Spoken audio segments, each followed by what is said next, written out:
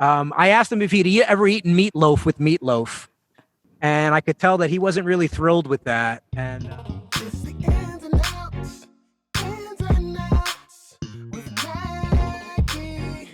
Mackie. Hi, I'm Jamie Hernandez, and this is the Ins and Outs with Mackie, a show about awesome gear and awesome people. We'll be bringing musicians, engineers, podcasters, streamers, and sometimes the occasional Mackoid. If you're new to the show, make sure to hit that subscribe button on your favorite platform to get all the latest Mackie updates as soon as they're out. And be sure to check in the description on how you can win an EM91CU Plus microphone. So our guest today is a synth player, a vocalist, piano man, songwriter, screamer, podcaster, and a producer. He's known as the vocalist in the alternative metal band Return to Earth, which features influential drummer Chris Pennie.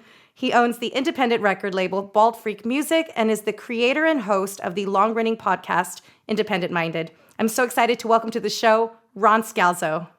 my pleasure, Jamie. What a pleasure. That's a long resume. I think I need to. Brevity is the key to life, right? I need to kind of clip that down a little bit, but that's all accurate. Yes. I'll send it over to you after the show. All right, Ron. Well, what is your first experience in the music industry? You obviously have a long list of things that you've done so far. I don't remember this, but my parents keep telling me that that I've been inclined to make music since the time I was around 3 years old. I used to put my dad's big, realistic headphones on my head, and of course they dwarfed my skull, which had hair on it at the time, believe it or not. But I used to say the phrase "moogie," which apparently was my 3-year-old way of saying music. And then from that moment on, my dad would put on songs like. There's 2 songs in particular, Billy Joel Zanzibar and Herb Alpert and the Tijuana Brass's Zorba the Greek. And I used to have a little stuffed animal. There's a little bunny, yellow bunny named George, who I still have, by the way. I don't dance around with him anymore. But when I was a child, my dad would put those 2 particular records on. And especially when there was any sort of like horn solo or anything like that, I would run around with this little rabbit tucked into my pajama bottoms all around the house to impress and entertain my family like a lunatic. That's awesome. You don't do that anymore, do you? No, I was going to say. I was going to go. I was going to go way further down the line. But if you wanted to get really down the rabbit hole, that's probably the earliest memory I have of music. I love that. That is really early, and it seems like you carried that many, many, many years all the way to your legendary radio station producing. Let's talk about your life as a producer. You spent 2 decades at Z100, including a decade-long stint on the Elvis Duran and Morning Show. How did you first get into producing for a radio station? I started in college radio. I was very interested in. I was already into music by middle school and high school, and then when college came a calling, I knew I wanted to be part of a college radio station environment. It wasn't easy. I went to Brooklyn College. I am from Brooklyn, in case you haven't pinned the accent out yet. But essentially, I knew I just wanted to work in college radio. I wanted to be the guy that made the playlist and made the charts and picked the music and told the other DJs what to play. And that kind of carried over into a professional radio career. Z100 was this behemoth radio station in New York. It was a top 40 station. It still is. And I'm not really a top 40 guy, but I had friends. Listen, when you're 22 years old and you're graduating from college and you're trying to get a job and Z100 comes a calling and you want to work in radio, you compromise, you go do it. And that somehow turned into, almost a 2-decade career job. Not all producing. Life is never a straight line, but it was kind of a windy road to get to that point. But that was the last 10 to 11 years of my commercial radio career to present. Was producing on that show. Wow. You quickly became the head of commercial production. You were coordinator for all promo production, and you became on-air personality. How did you work your way up so quickly? Or was it quickly? No, I wouldn't say from my perspective, it was quickly. I always say this about working in Market One, like technical term, Market One for New York radio, Market One. It's hard to start in Market One and stay in Market One because most people who want to make it and climb the ladder, they don't usually start in Market One. They start in Market 50 or Market 120, and they slowly make their way up the ladder from market to market, bigger cities, bigger audiences. I can't help that I grew up in Brooklyn, and this is where I didn't want to leave. You know, I wanted to stay. And Elvis Duran in the Morning Show was this syndicated show. It just wasn't on in New York. It was on in Miami. It was on in Philadelphia. And they started expanding their horizons. They wanted to grow too. And now they have 80 something affiliates. And I was in the building and they knew me and they were my friends. I'd been there for a long time and they knew what I had to offer. And there's certainly nepotism involved, but it was well-earned nepotism, I would like to think, considering. That's really how I kind of wound up on that show. Well, I watched your farewell video and got to see firsthand how you really touched their lives. What are one of your favorite memories of working on the show? My job was mostly utilitarian, not the sexiest work in the world. You know from doing a podcast that Of course. there are a lot of utilitarian jobs that need to be done. Anything from compressing audio files to cutting tape to, I did a lot of commercial production work and bumpers and liners.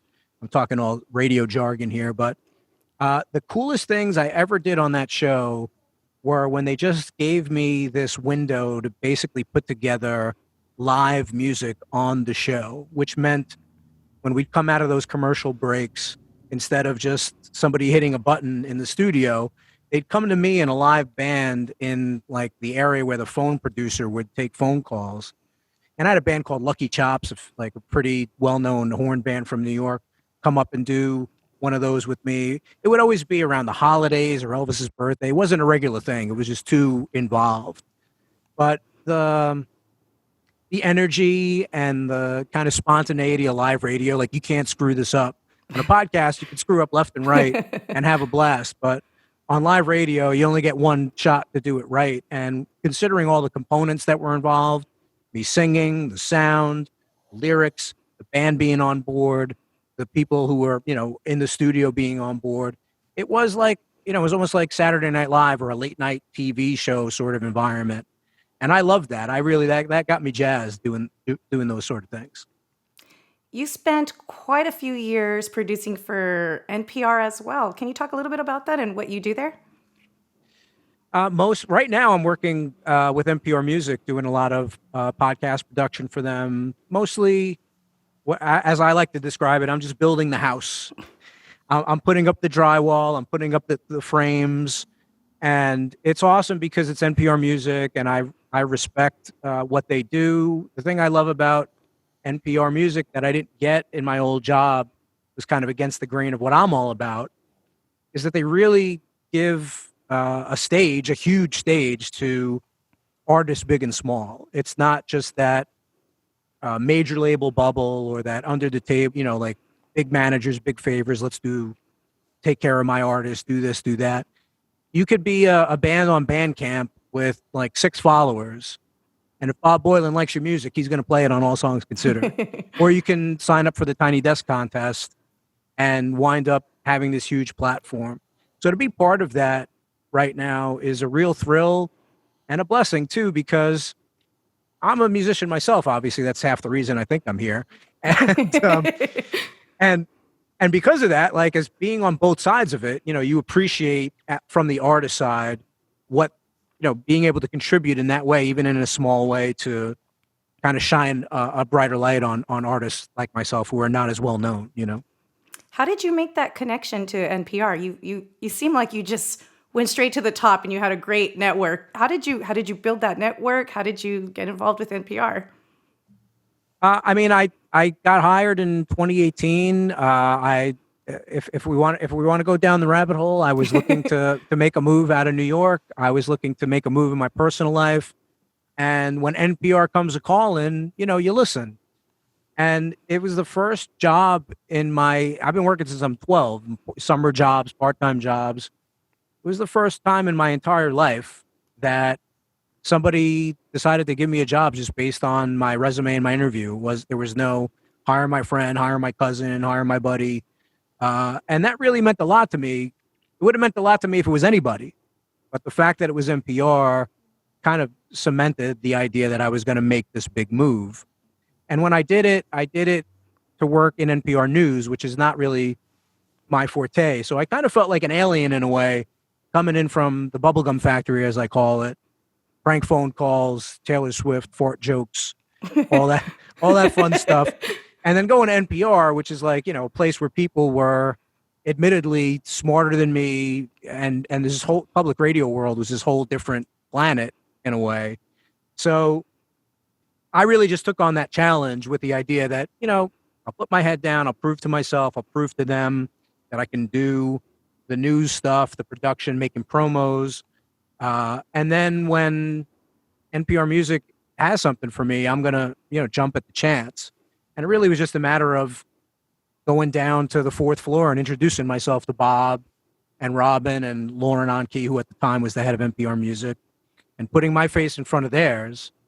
And, I'm still scratching at the walls, but yeah, like I'm doing it now. I'm basically, for the last few months in particular, I've been really hyper focused on working with NPR Music, and it's been awesome. Thank you for sharing that. We're in this world where it's a who you know world, right? And it's very intimidating to go out there and walk down to the floor to NPR and say hi. So it's really inspiring, to our listeners that sometimes you just have to go up there and, it sounds very old fashioned. Your mom tells you, go shake their hands, go to every business and shake their hands. But sometimes you do have to go and do that, and it makes a difference. So thanks for sharing that.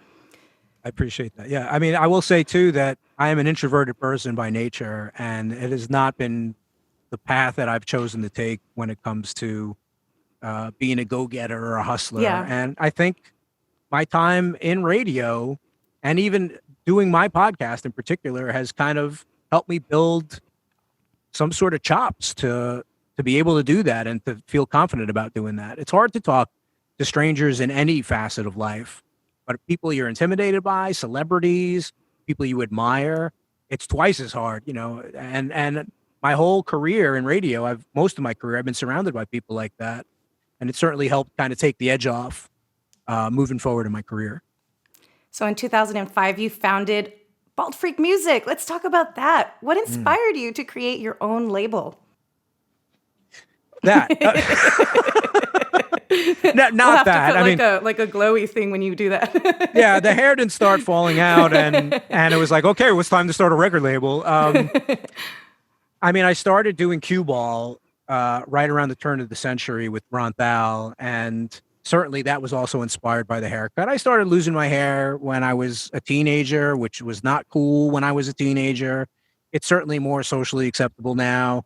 And fortunately, my head is, kind of, I think people tell me that it's kind of well proportioned and doesn't look like I have a big melon on top of my eyebrows. But that was very traumatic for me.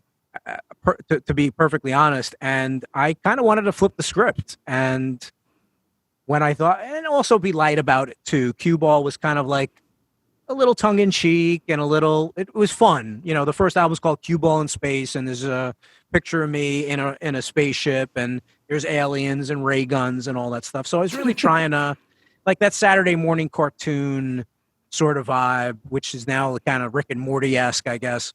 That's kind of what I was going for. And one thing led to another. Basically, when I was doing the cue ball stuff, I was trying to get signed just like anybody else. And that wasn't working out to the level that I felt like was satisfactory to me. And especially with having Ron, the other Ron, on my team, and knowing that here's a guy who, this was prior to his Guns N' Roses career, but he was still known as, a very prolific guitar player. And I just felt like, yeah, I want to do what my idols have done. Mike Patton from Faith No More with Ipecac Recordings, Yes. and Trent Reznor with Nothing Records. And I'm just going to base it around, what, I don't know what Ipecac means to Mike Patton. I don't know what Nothing means to Trent Reznor, but clearly Bald Freak. I kind of felt like a freak because I was bald. And I just kind of rode with that and kind of tried to turn a negative into a positive. And it was really just with the idea of putting my own music out. And then eventually Ron said, why don't we put the Bumblefoot records out? And I'm like, sure, and then one thing led to another. And now I'm signing bands and putting other projects out and kind of living that dream in a much, more microscopic way than my idols to kind of, follow that blueprint, so to speak. I love that you owned it. So that's really cool. What have been some of the benefits of starting your own label? Now, there aren't many benefits. I'm here to tell you.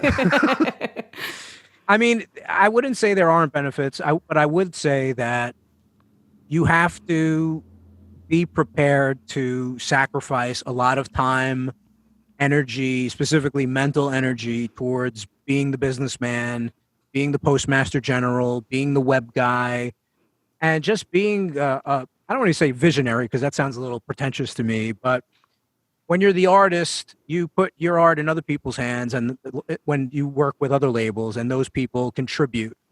And then depending on who you're working with, you have a certain level of creative control. So clearly the biggest benefit to running your own label is creative control. You put out the stuff the way you want to put it out. There are not too many cooks going on, which is kind of a, what's the word? It's a trap. It's a pitfall of working with labels. And certainly we all have our heroes, and we've read books and we've heard interviews where they've had these nightmare scenarios. And I've been in other bands where I've kind of had a little taste of that myself. So I do like having the creative control. The problem for me now, the alternative is I'm not a rich dude. I'm a middle-class guy. I work in the radio industry. So it's not finance or architecture. It's not the medical profession. It's not, you have to kind of, step in shit. Can I say shit on the podcast? Yeah, say it. You have to step in shit in a lot of ways to kind of keep climbing the ladder and have the label keep building and building and building. So the benefits are certainly creative control, doing things on your own terms, and that's hugely important. I don't want to, undersell that. But the trade-off is by having creative control, all the decisions are yours to make. So you have to live and die by them. So if you make some missteps, which you're bound to because that's life, and you have to, then you have to be accountable for those missteps. And certainly from 2005 till now, Bald Frick Music has made some missteps. I'm not here to lie that there have not been, specific things that I wish I would have done differently. But 16 years later, 17 years later, me, whatever you want to call the label, it's still a label, and I'm still putting stuff out, and that's something to hang my hat on at the end of the day. Well, congratulations. That's something to be really proud of. Thanks. So in 2006, you joined Brett Aveni and influential drummer Chris Pennie in the band Return to Earth. Ron, your music combines artistry, an immense amount of musical talent, heavy but melodic riffs, and a wide range of styles. How the heck was this band formed? Brett and I go back, circling back to Z100. When I started at Z100 right out of college, Brett was, one of the dudes who was like walking around the hallways. He had long hair, and I didn't know him. We didn't work in the same department, and it was a smaller environment, staff back then in northern New Jersey. And he introduced himself, and I found out that he was in a band and he played guitar, and I was in an electronic band called Secret Army at the time. And he was looking to kind of reinvent that band, and he needed a keyboard player, and I played keyboards, and I was a little younger than everybody else in the band, and I saw this as an opportunity to kind of, again, electronic music, industrial music, there's a lot of sequencing. It's not you sitting there and like playing stuff or contributing just a little part to a song that's made by 4 other people. It was an opportunity to think outside of the box and join a fairly well-established band, and kind of, I don't know the best way to describe it. I guess it was an opportunity to just do something different besides what I was already doing. And Brett wound up hiring me at the radio station. He was my boss. We were the rock and roll traffic department. He was Batman. I was Robin. We were kind of attached at the hip for quite a while. And that band, The Substance, that we were in, that was the band that had a lot of those misadventures in and out of the major label system, playing showcases, trying to get signed, opening for bigger bands at the time. And that didn't work out. I left that band to start Cue Ball, but Brett and I stayed close. We were interested in what was going on in each other's lives, personally and professionally and musically.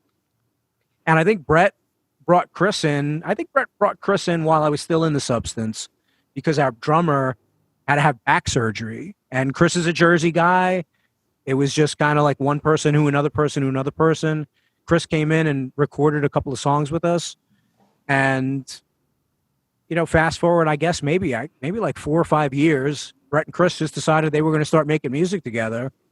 Brett started sending me these demos, and he's like, "Do you want to contribute to this? You want to sing on this?" And I was flattered because I wasn't the singer in that other band. I was, I sang backing vocals, but I was the goofy keyboard player jumping up with my leather pants like a dumb. I had contributed in my own way, but certainly I was not the guy, So, A, to be that guy, and B, to be that guy in a band with a guitar player who I respected and admired, who was a brother and a friend, and Chris Pennie, who I'd known from the Dillinger Escape Plan days, was just like a no-brainer. In fact, I had seen Chris perform with Dillinger they opened for Mr. Bungle at the Bat Cave. Ooh, it's a good show. In Manhattan. Yeah, and I didn't know Chris at the time, and it was the first time I'd seen Dillinger live. And I was just like, I'm not going to talk about the music, but just his playing was like, whoa, like this is a guy that I would, if the opportunity ever comes along, I'm in, and we've been doing it, I'd say on and off, a lot off, but on again, since 2005 up until, present day. So it's been awesome. So you just released your third album, Oblivion. Congratulations. And the first in over a decade. I asked Chris this, but what's it like return to Earth after 10 years? Bands are like marriages. I've had some fallings out, as most everybody in this industry has, because of the lack of creative control, or people deciding I wasn't doing enough, or not, or I was deciding I was doing too much, or the bands were not doing their thing. It's never really been the case in Return to Earth. I think we've kind of defined our roles very clearly from the very beginning. Like, I am the guy who's going to do all the dirty work to promote our music. And it was understood that when we wanted to get signed, and we got signed to Metal Blade in 2010, which was a big deal to all of us, that I was going to be the guy that was going to just handle all that stuff. And I think in every band that doesn't have a manager, or doesn't have an agent, or doesn't have a major label kind of pulling the strings for them, there is always typically one person in those bands, especially when it's a three-piece, that kind of takes on that role. And don't get me wrong, it's not like the other guys aren't doing anything. I mean, Chris especially, Chris's thumbprint is all over this record. I mean, he mixed it, he mastered it, he engineered it, he mastered it for vinyl. He contributed most of the cinematic elements on that record. To me, returning to it was my idea, number one.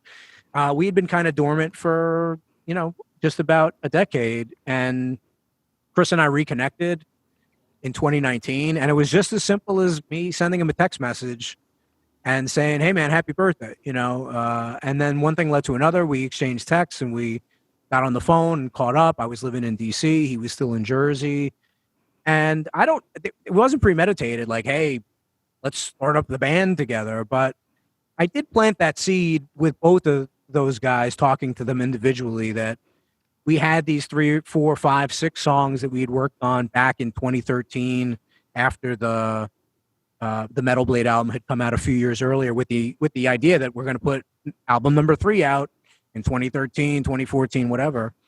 And it didn't work out that way. But I kept returning to those songs over and over again. They were just, kind of in my iTunes library, would pop them on every once in a while.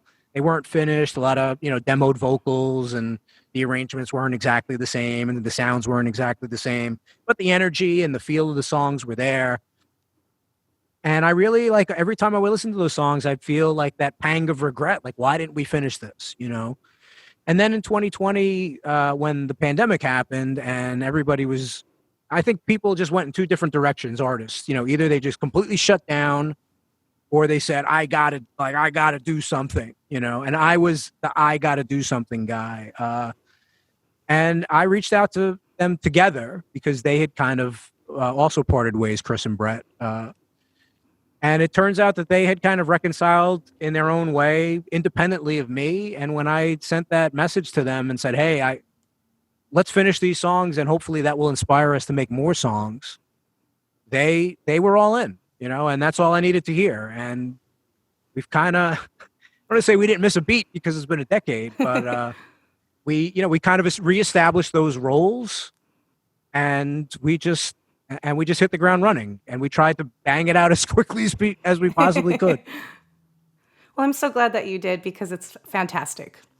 Thank you. This new album is the darkest and most symphonic of your band's career. What was the inspiration behind it? Why do you think it changed throughout the years? The first record that we did is called Captains of Industry. I think at the time we were more inspired by bands that weren't as dark. I mean, we all like industrial music and metal, but there's certainly like more of I'd say a mainstream alternative rock vibe on that first record. Muse, The Killers, that sort of vibe, which is awesome. I love those bands, and I still like those bands.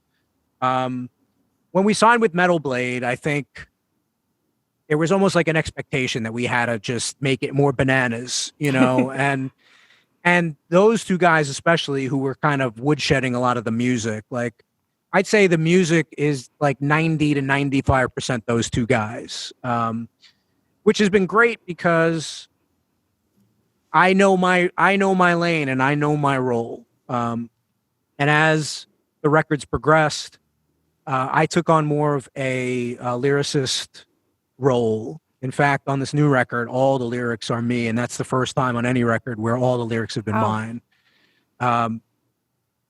So that's why it's darker. Because it's my brain.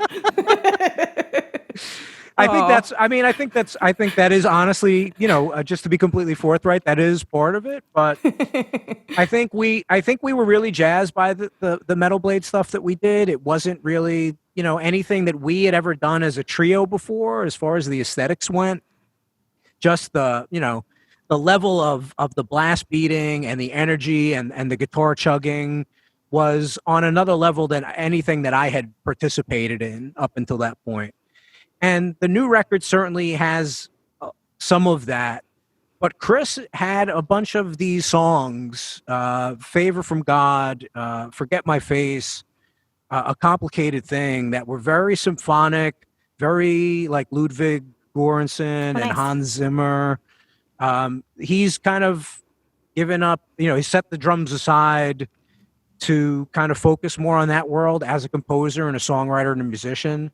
And unsolicited, while we were finishing up these other songs, he sent these other songs to us and said, "Hey, I got this and I got that and I got that." And those songs they're beautiful, but they're also darkly beautiful in a way. And I just couldn't wait to see what I could do over those songs. And I give them a lot of credit for allowing me the rope to get dark and to kind of find a way to aesthetically match the music that I was hearing lyrically, vocally. There's a lot of screaming, there's a lot of despair, there's a lot of anguish. And finally, I'll say, I just had a lot of shit going on in my life, in my personal life, that I needed to expel. And there's been no better project in any of my musical projects to expel the demons than Return to Earth. Metal Army put it perfectly. They said, Return to Earth manages to walk in many worlds at the same time. And it works. So I love that. I'm glad he thinks so. So after a decade in cue ball and performing with Return to Earth, you recorded your first ever solo album. Do you mind sharing your inspiration there? What kind of sparked that? 9.5 feet of water. That's what sparked it. My house and the label were destroyed by a hurricane in 2012. And it was I always use this term, and I guess I might as well say pun intended now. It was a watershed moment in the sense that, I was at a point in my career. I've always had a job in radio. I've never needed music to put bread on the table. And that doesn't mean it's made me any less hungry or less ambitious than anybody else who does need music to survive.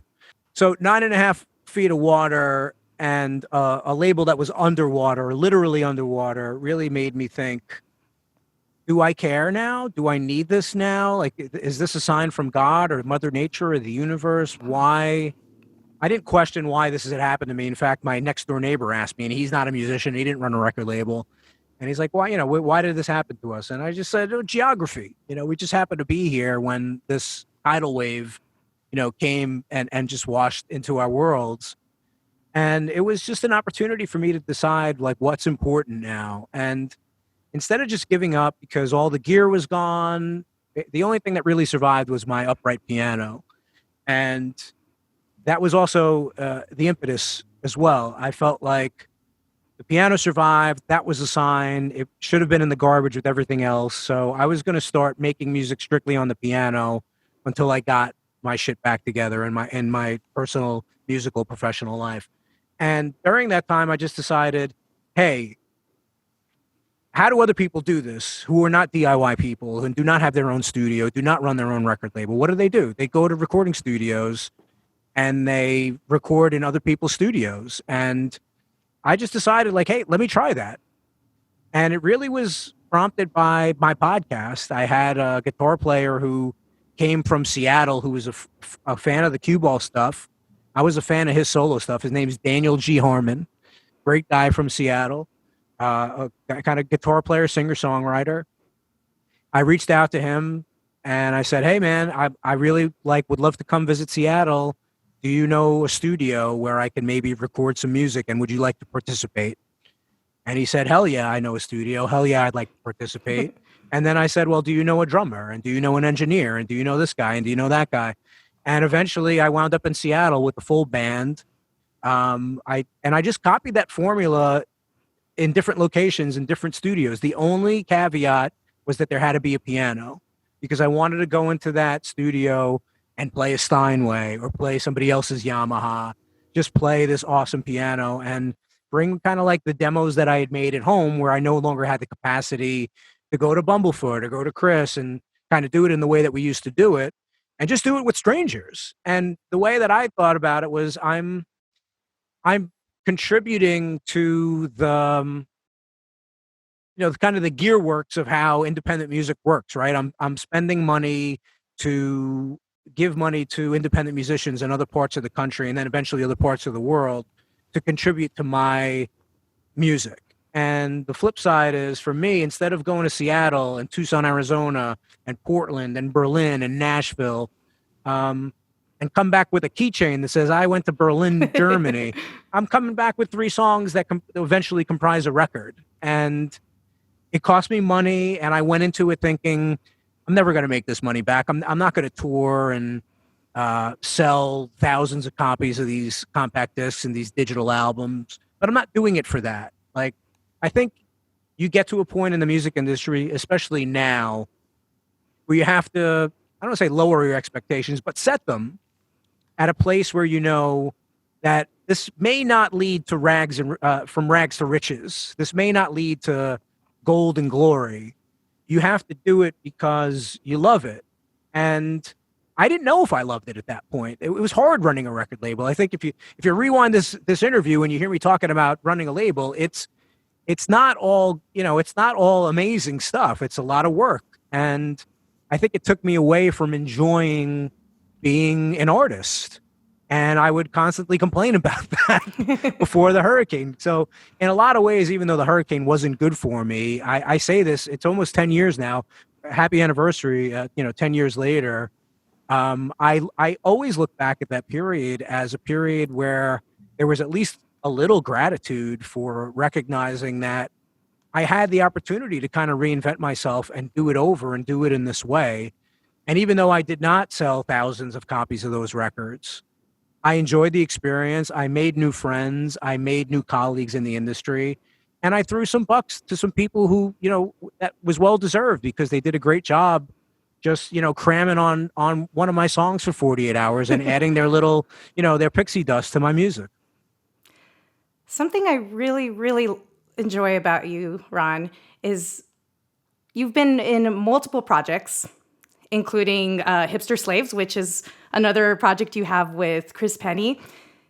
Is this so that you can have the versatility of writing whatever you want?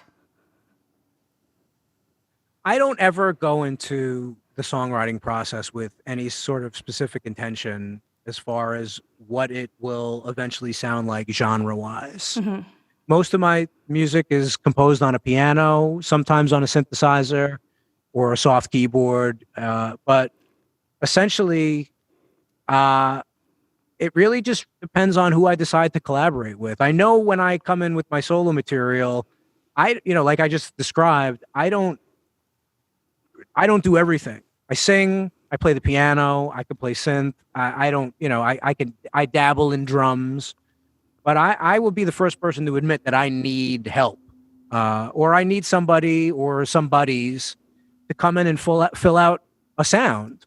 And essentially, the projects become what they are based on whoever my collaborators are. I mean, the same goes for, again, I'll bring up Mike Patton.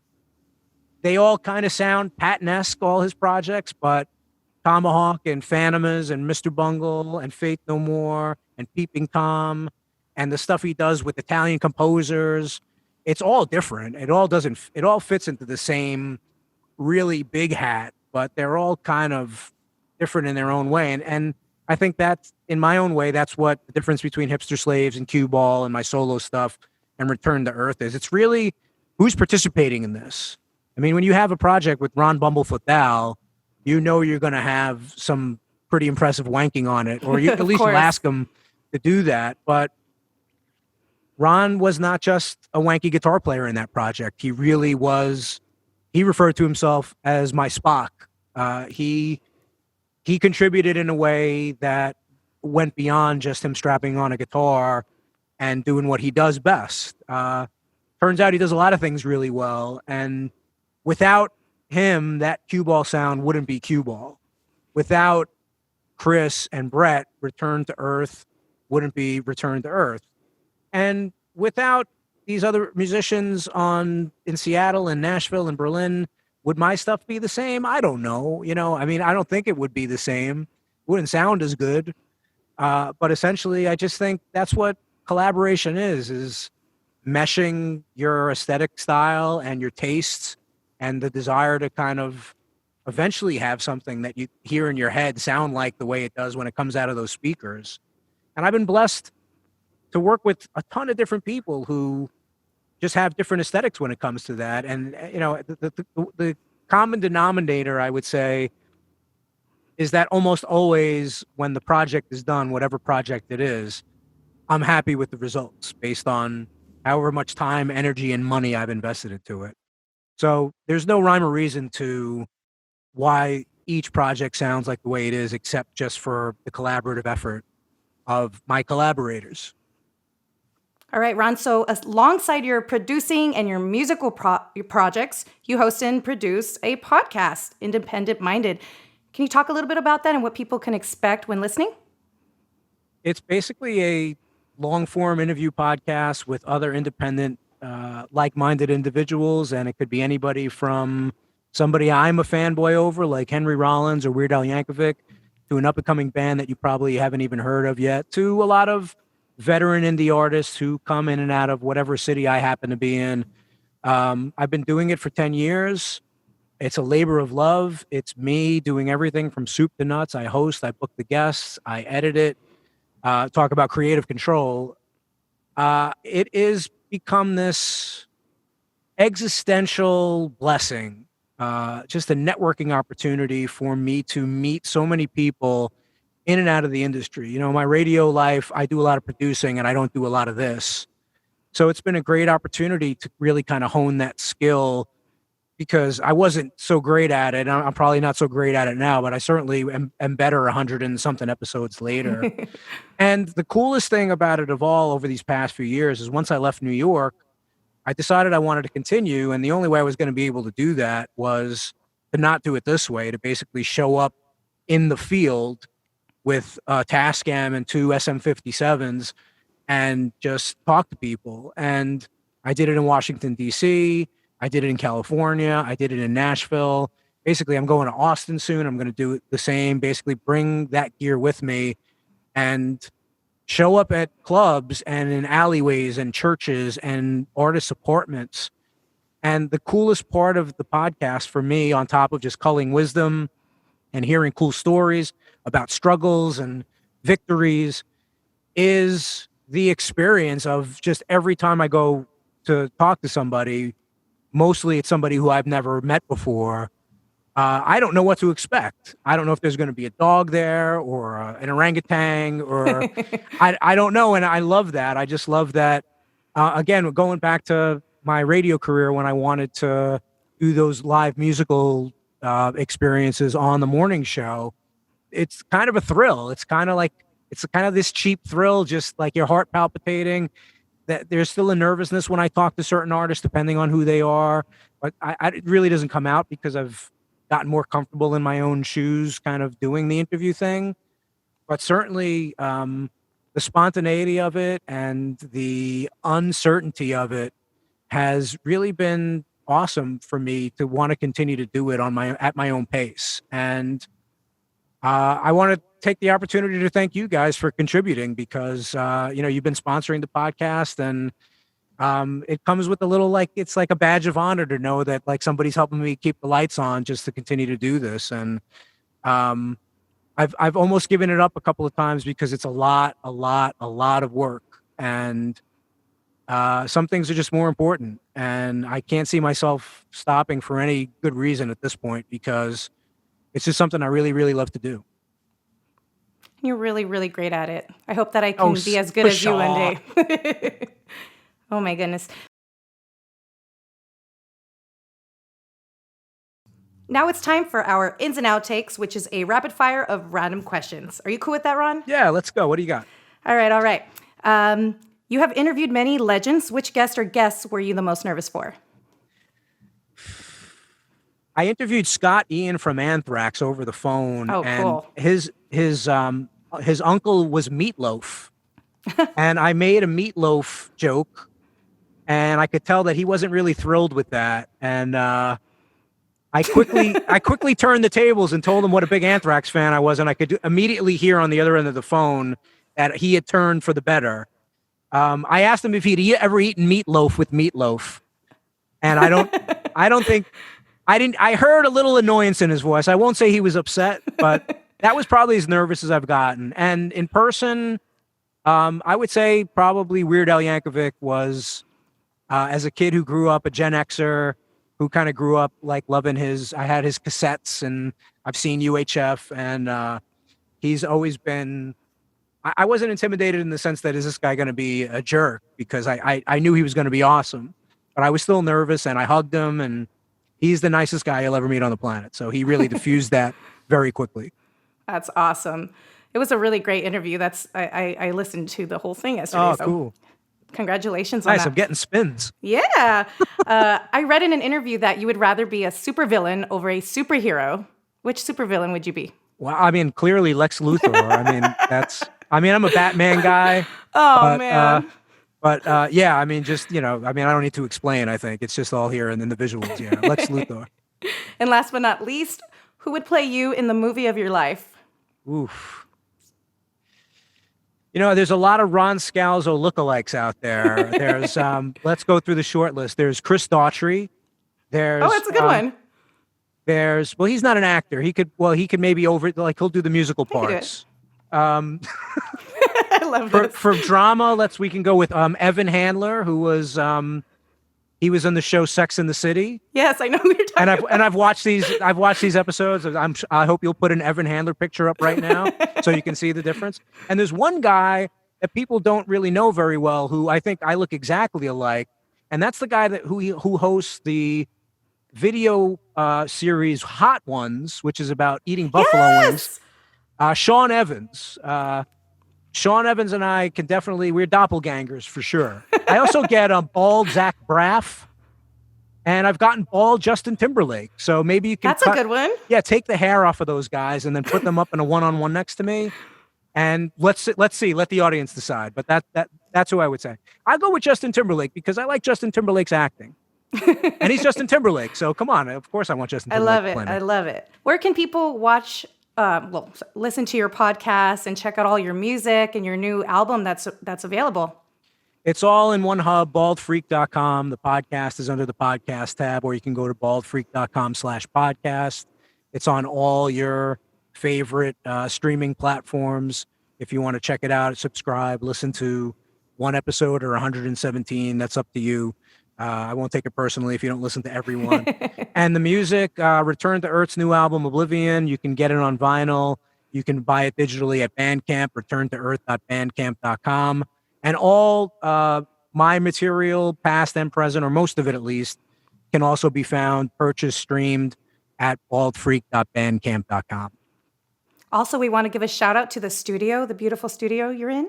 Yeah, the studio is called Home, and it's not my home. I wish it was, because that would be pretty amazing. But I'm currently living in Nashville, Tennessee, and I have a musical roommate who is a facilitator here, and he's been kind enough to make me look much cooler. I got the fancy light here coming down here.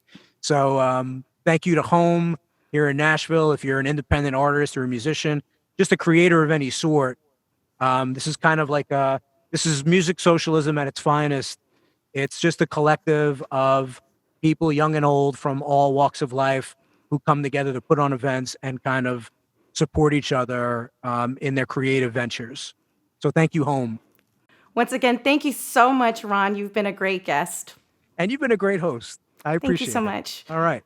Once again, I'm Jamie Hernandez, and this is the Ins and Outs with Mackie, a show about awesome gear and awesome people. We'll be bringing musicians, engineers, podcasters, streamers, and sometimes the occasional Mackoid. If you're new to the show, make sure to hit that subscribe button on your favorite platform to get all the latest Mackie updates as soon as they are out. And be sure to check in that description on how you can win an EM91CU Plus microphone.